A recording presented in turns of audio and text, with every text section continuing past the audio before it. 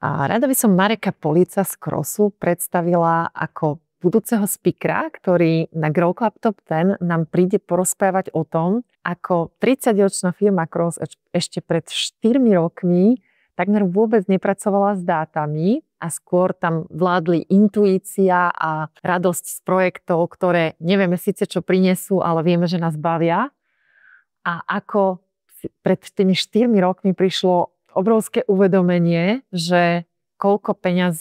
o koľko peňazí takto firma vlastne prichádza, keď tam nie sú do toho zapracované aj tie dáta. A vlastne posledné 4 roky, tým pádom najmä Marek, ale vlastne samozrejme v spolupráci s kolegami vo firme, pracovali na tom, ako začať s tými dátami naozaj pracovať, priamo aj s využitím AI. Takže možno, Marek, doplň tento môj stručný úvod, že dnes sa na to pozeráš asi trošku inak ako pred tými 4 rokmi. Nadviažem na teba, že naozaj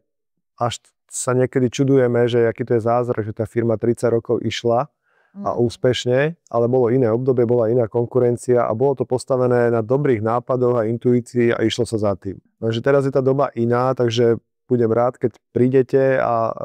zazdielam aj fuck-upy, ktoré nás stáli v tomto.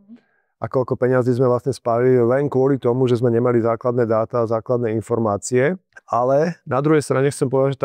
tá naša cesta je taká, že to neznamená, že vypnúť intuíciu, vypnúť emócie, vypnúť takéto srdiečko z toho podnikania. Malo by vás to stále baviť a preto si hovorím, že toto netreba dať preč, to tam musí ostať, ale rád porozprávam, ako do toho zapojiť tie konkrétne dáta, fakty, ako začať robiť s dátami, ako robiť s informáciami, ako na to možno využiť umelú inteligenciu tak, aby to v podstate tú vašu myšlienku, pre ktorú sa nadchnete, nie že zabilo, ale práve naopak, aby vás to v niečom utvrdilo, posilnilo to smerom ísť, alebo možno len trošička to uhnúť niekde do vedľa, lebo tie fakty niečo ukazujú, ale nie,